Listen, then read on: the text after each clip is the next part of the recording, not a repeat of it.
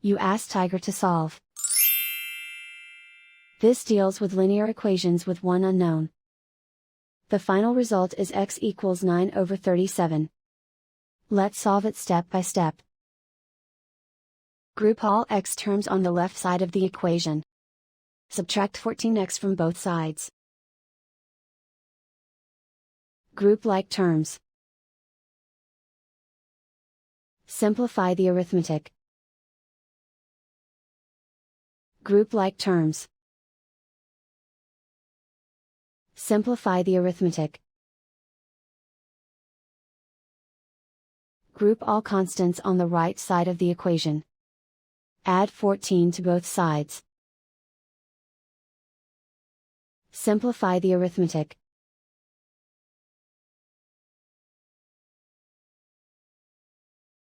Isolate the x. Divide both sides by -37. Cancel out the negatives.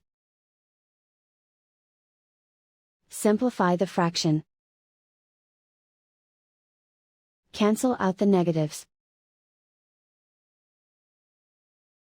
And so the final result is x equals 9/37.